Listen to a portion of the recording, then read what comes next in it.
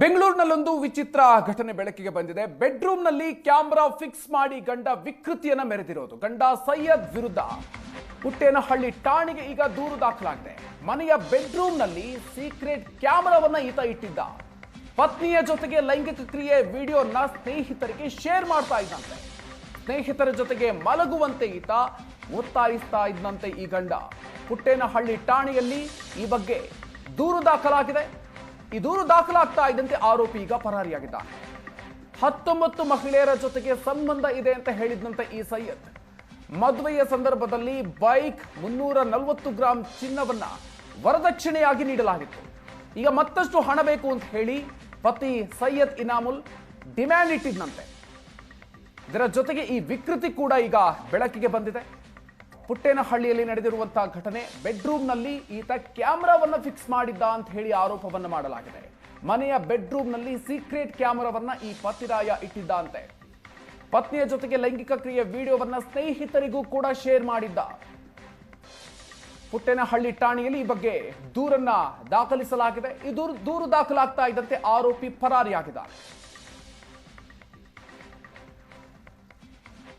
8 ತಿಂಗಳ ಹಿಂದೆ ನಮ್ಮ ಕ್ಲೈಂಟು ಒಂದು ಇವನಿಗೆ ಮದುವೆ ಆಗುತ್ತೆ, ಮ್ಯಾರೇಜ್ ಇಂದ ಮದುವೆ ಆಗುತ್ತೆ. ಆ ಮದುವೆ ಆದಮೇಲೆ ಇಮಿಡಿಯೇಟ್ ವಿತಿನ್ 24 hours ಒಳಗೆ ನೆಕ್ಸ್ಟ್ ಡೇನೆ ರಿಸೆಪ್ಷನ್ ಡೇನೆ ಮೂರು ಸತಿ ತಲಾಕ್ ಹೇಳ್ಬಿಡ್ತಾನೆ ಅವನು. ತಲಾಕ್ ಹೇಳಿ ಮತ್ತೆ ಇವ್ರಿಗೆ ಏನು ಗೊತ್ತಾಗುತ್ತೆ, 19 ಜನ ಇಲ್ಲೀಗಲ್ ರಿಲೇಷನ್ಶಿಪ್ ಇದೆ ಅಂತ ಹುಡುಗನ ಜೊತೆಲಿ.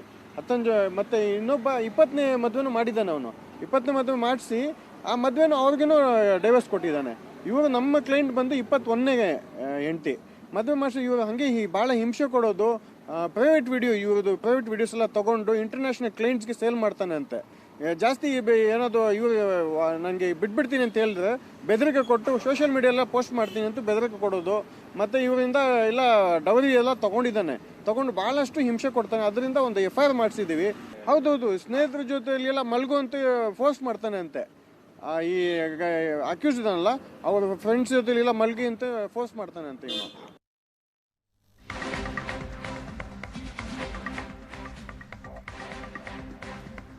ಇನ್ನು ಬೆಡ್ರೂಮ್ನಲ್ಲಿ ಕ್ಯಾಮೆರಾ ಇಟ್ಟು ಗಂಡ ವಿಕೃತಿಯನ್ನ ಮೆರೆದಿರೋದು. ಪತ್ನಿಯ ವಿಕೃತಿಯನ್ನ ಸಂತ್ರಸ್ತೆ ಬಿಚ್ಚಿಟ್ಟು ಈಗ ಕಣ್ಣೀರು ಹಾಕಿದ್ದಾರೆ.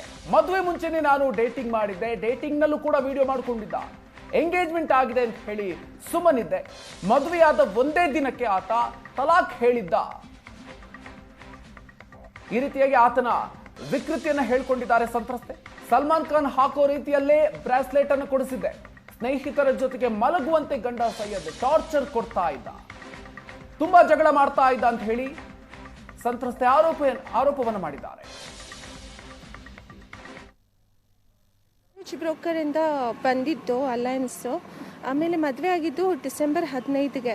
17ಗೆ ರಿಸೆಪ್ಷನ್ ಆಯಿತು. ರಿಸೆಪ್ಷನ್ ರಾತ್ರಿನೇ ಅವರು ತಲಾಖ್ ಕೂಗ್ದುಬಿಟ್ರು.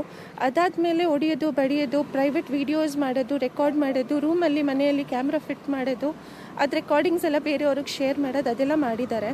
ಮತ್ತು ಡಿಮ್ಯಾಂಡ್ ಮಾಡಿದ್ದಾರೆ ಡೌರಿ, ಅಂದರೆ ದುಡ್ಡು ತೊಗೊಳ್ಳೋದು, ತಿಂಗಳ ಅದಲ್ಲೇ ದುಡ್ಡು ತೊಗೊಳ್ಳೋದು. ಮದುವೆ ಟೈಮಲ್ಲಿ ಗಾಡಿ, ಸಲ್ಮಾನ್ ಖಾನ್ ಥರದ್ದೇ ಬ್ರೇಸ್ಲೆಟ್ಟು ಅದೆಲ್ಲ ಹೇಳಿ ತೊಗೊಂಡಿರೋದು. 2 ವಾರ ಮುಂಚೆ ಹೊಡೆದು ತಲಾಖ್ ಅಂತ ಹೇಳಿಬಿಟ್ಟು ಹೋಗಿರೋದು ಬಂದೇ ಇಲ್ಲ. ಸೈಯದ್ ವಸೀಂ ಬುಖಾರಿ, ಅಮೀನ್ ಬೇಗ್ ಮತ್ತು ಹಿನ್ನಾ ಕೌಸರ್ ಅಂತ ಇವ್ರು 3 ಜನ ತುಂಬ ತೊಂದರೆ ಕೊಟ್ಟಿರೋದು. ಅವ್ರ ಇಂಟರ್ಫಿಯರೆನ್ಸ್ ಕಾನ್ಸ್ಟೆಂಟ್ ಆಗಿತ್ತು. ಇಲ್ಲೂ ಹಂಗೆ ಹೊಡೆಯೋದು ಬಡಿಯೋದು ಮಾಡಿಕೊಂಡು ವಿಡಿಯೋಸ್ ಮಾಡಿಕೊಂಡು ಇದು ಮಾಡಿದ್ದಾರೆ. ಮತ್ತು ಬ್ಲ್ಯಾಕ್ ಮೇಲ್ ಮಾಡ್ತಾರೆ. ಏನಾದರೂ ಹೊರಗೆ ಹೇಳಿದ್ರೆ ವಿಡಿಯೋಸ್ ಶೇರ್ ಮಾಡಿಬಿಡ್ತೀನಿ ಅಂತ, ಮತ್ತು ಕ್ಲೈಂಟ್ಸ್ ಹತ್ರ ಶೇರ್ ಮಾಡಿಬಿಡ್ತೀನಿ ಅಂತ ಬ್ಲ್ಯಾಕ್ ಮೇಲ್ ಮಾಡ್ತಾರೆ.